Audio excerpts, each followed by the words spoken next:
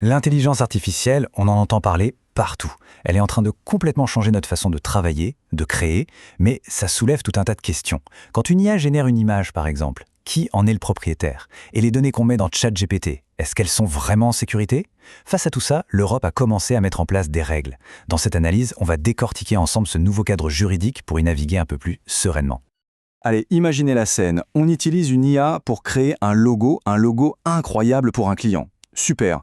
Sauf qu'au moment de céder les droits, une question, et pas des moindres, se pose: à qui appartient vraiment cette création? Est-ce qu'on peut légalement la vendre? C'est typiquement le genre de casse-tête que le droit d'auteur doit maintenant démêler à l'ère de l'IA. Et puis, au-delà de la création, il y a la confidentialité. Chaque fois qu'on tape quelque chose dans une IA comme ChatGPT, on y met des informations. Mais où vont-elles au juste? Qui peut y avoir accès? Est-ce qu'elles pourraient servir à entraîner de futurs modèles ou pire, tomber entre de mauvaises mains? La sécurité de nos infos, c'est vraiment un enjeu central. Face à des IA de plus en plus puissantes, l'Europe a dû chercher un équilibre. C'est un peu un numéro de funambule. Comment mettre en place des garde-fous pour éviter les dérives, les discriminations, sans pour autant freiner l'innovation qui, elle aussi, peut être super bénéfique. C'est tout le défi de la nouvelle réglementation européenne. Alors, pour y voir plus clair, on va s'appuyer sur 3 piliers juridiques. D'abord, on va parler droit d'auteur pour comprendre qui est le maître de l'œuvre. Ensuite, on se penchera sur le RGPD, qui est un peu notre bouclier pour protéger les données personnelles. Et enfin, on attaquera le fameux AI Act, qui fixe les grandes règles du jeu. À la fin de tout ça, on aura une vision d'ensemble assez claire des nouvelles règles à suivre. Bon, plongeons directement dans le droit d'auteur. C'est un peu le Far West juridique en ce moment. D'un côté, il y a les créateurs avec leurs œuvres, et de l'autre, les géants de la tech avec leurs algorithmes qui ont une faim de loup. Pour bien comprendre les enjeux, il faut absolument faire la différence entre deux choses, l'entraînement de l'IA et la génération de contenu par l'IA. Cette distinction, elle est vraiment fondamentale. On a d'un côté l'input, c'est toute l'immense bibliothèque de données que l'IA va lire pour apprendre, et de l'autre, on a l'output, c'est tout ce qu'elle va produire à partir de ce qu'elle a appris. Et comme on va le voir, la loi ne gère pas du tout ces deux aspects de la même façon. Commençons par l'output, donc le résultat. La règle de base est assez simple et même un peu surprenante. Si une œuvre est générée à 100% par une machine, sans intervention humaine vraiment significative, eh bien, elle n'appartient à personne. Ou plutôt, elle appartient à tout le monde. Elle tombe dans le domaine public.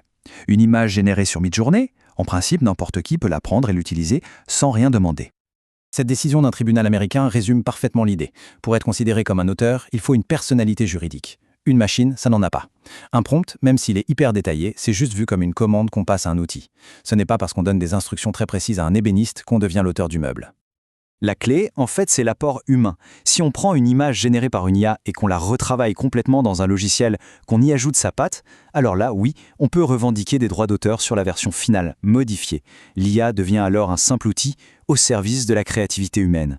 C'est le travail de retouche qui est protégé, pas l'image brute de l'IA. Maintenant, si on regarde l'input, l'Europe a pris un chemin assez original. Par défaut, les IA ont le droit de se nourrir de tout le contenu qui est accessible publiquement sur Internet. Par contre, et c'est là que ça devient intéressant, les créateurs peuvent dire non grâce à un système d'opt-out. Mais attention, le piège, c'est que c'est un peu comme essayer de faire oublier quelque chose à quelqu'un. Une fois que l'IA a appris, c'est quasiment impossible de lui faire désapprendre. On passe au deuxième pilier, le RGPD. Et là, le projecteur change de direction et se tourne vers l'utilisateur. Chaque prompt qu'on écrit peut avoir un impact sur la protection des données. C'est donc à chacun d'adopter les bons réflexes pour ne pas mettre en danger des informations personnelles. Le RGPD, il s'active dès qu'on touche à une donnée personnelle. C'est quoi? Eh bien, c'est toute information qui permet d'identifier une personne physique. Ça peut être un nom, un email, mais aussi une photo ou même une description assez précise. Si on demande à une IA de nous résumer le CV de Marie Dubois, on est en plein dedans.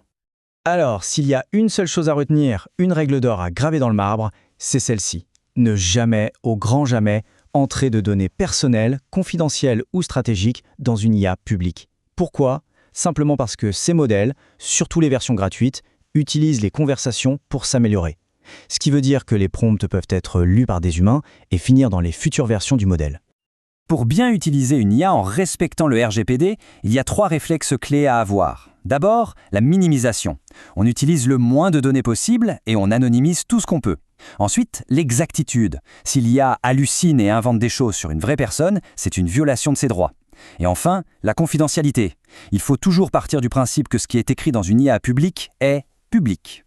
En gros, avant chaque prompt, il faudrait se poser ces 4 questions. Est-ce que mon prompt contient des données personnelles? Si c'est oui, alerte rouge. Est-ce que je peux anonymiser? La réponse devrait toujours être oui. Quel outil j'utilise? Un public ou un privé? Si c'est un outil gratuit, public, alors pas de données personnelles. Point. Et enfin, est-ce que l'IA a généré une info fausse sur quelqu'un? Si oui, il faut la corriger tout de suite. Allez, on attaque le dernier pilier, et c'est un gros morceau.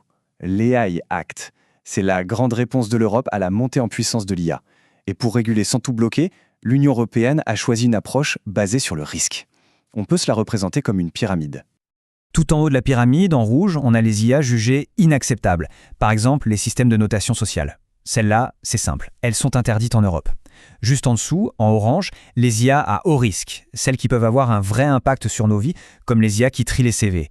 Elles sont très réglementées. Ensuite, en jaune, le risque limité. On y trouve les chatbots, par exemple, qui devront juste être transparents et dire « Attention, je suis une machine ». Et enfin, la base de la pyramide, en vert, c'est le risque minimal. Là, on trouve les filtres anti-spam, par exemple, qui n'ont pas d'obligation particulière. Ça, c'est un point super important, notamment pour les entreprises qui utilisent des IA. Pour les systèmes considérés à haut risque, la responsabilité pèse avant tout sur les épaules des développeurs, des fournisseurs. Si une entreprise utilise un logiciel de recrutement basé sur l'IA, c'est au vendeur du logiciel de s'assurer qu'il est conforme, pas ou beaucoup moins à l'entreprise qui l'utilise.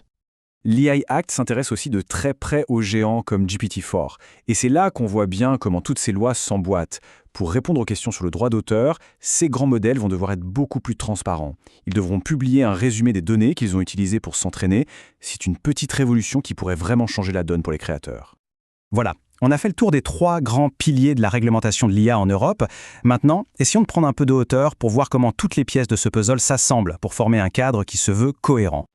Donc pour résumer, si on veut utiliser l'IA sereinement, voici une petite checklist. Pour le droit d'auteur, il faut passer d'opérateur à artiste, ajouter sa patte. Pour le RGPD, il faut se transformer en gardien des données personnelles. Et avec l'AI Act, il faut être un utilisateur averti, comprendre le niveau de risque de l'outil. Avec ces réflexes, on peut vraiment tirer le meilleur de l'IA, tout en restant dans les clous. Cette idée, elle est vraiment intéressante.